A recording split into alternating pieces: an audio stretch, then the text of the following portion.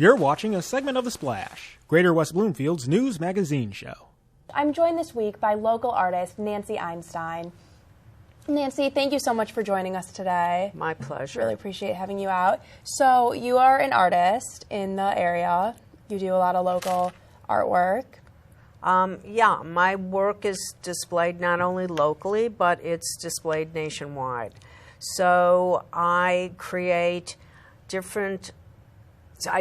sculptures, I create photographs, and I create drawings, all of which I like to put out there. Yeah.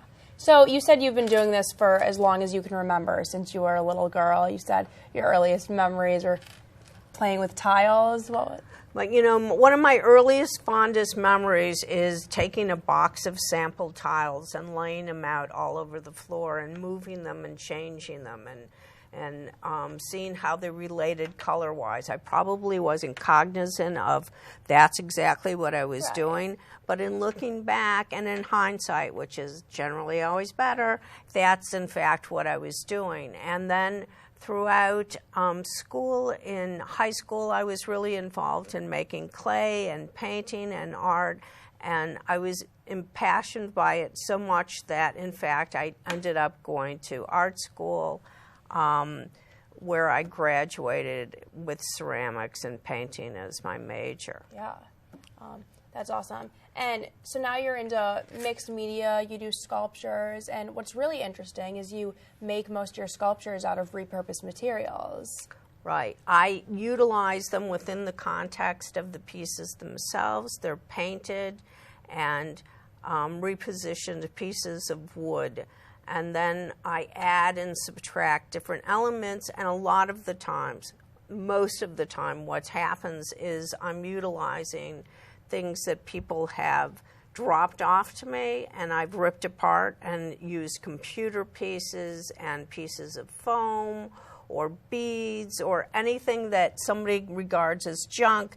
It's sort of my passion. So I have bins of this stuff, and sort of makes my husband a little crazy because I'm walking in with another box of stuff, or somebody's dropping something off, or I walk into a market and they hand me like bags of tags and stuff. But it's great because they're valuable not for their function for me, but because of what their shape and color and putting them into a different context, which allows people to see them in a different manner. Right. And what I found very interesting is you are so passionate, and you have a way, you said you look at each object not for the object itself, but what it can become and what you can do with it. So you have a vision beyond what the physical object is when you see something. Right. Right. That's awesome. So you're also very into drawing. Yeah, drawing is the bones of everything you do, whether it's physical, the act of physically drawing it, or not physically drawing it. However, that sounds a little weird. And then, in any event, I was working on a piece that was very large and very intense, and I needed some kind of release from it. So I picked up some pencils and I started drawing, and I realized, you know what, this is a lot of fun, and I'm having a great time doing it. And it brings something to me that creating the sculpture or the photographs, which I collaborated on my husband with, doesn't have. So this has like another element, whether it's the simplicity of being able to pick it up and the action of it, or it's just the relaying of a different kind of energy. Right. Yeah. That's awesome. And you said you actually got the inspiration to start your sculptures from your daughter's bat mitzvah. Tell us about that a little bit. Yeah, it's a little quirky. I was trying to figure out what I was going to do for this kid's party, and I decided that I would build these forms that vases would then fit in. And I realized as I was getting back into it, I hadn't really created anything that was fine art in quite a while. And I realized that doing this was something that I was going back into myself and doing, and it's something that I never really gave up, in a sense, that it was becoming more true to myself, and that was the impetus for creating them. Amazing. And you've done some collaborations, you said with furniture, you've done some stuff. Yeah, I recently finished some furniture with Kyle Huntoon. We did a couple of pieces where he's a furniture maker and I created sculptures which work within the confines of being a functional piece of furniture. Yeah, that's awesome. And you also collaborate with your husband, you said. He's a photographer. You said he worked for the Pistons for a while. Right. Alan did he did all the Pistons photography for well over 30 years. And I realized that he could shoot things and I can use what he's shooting and put them in a different format. Right. And so we worked together to bring a new image to the forefront. Yeah, that's awesome. And your artwork is featured at the Janice Charach Gallery at the JCC? Yeah, it's at the Janice Charach Gallery. It's in the small side gallery, and the show has been extended for another month. So the pieces will be up until the end of September. And there's also, I'm included in the Michigan Fine Arts. There's a drawing in there. It's at the BBAC in Birmingham. Yeah. So people can go to the JCC and the BBAC and view and purchase your artwork? Sure. Yeah. So you're on Instagram and you're on Facebook. That's where you display a lot of your artwork and promote there.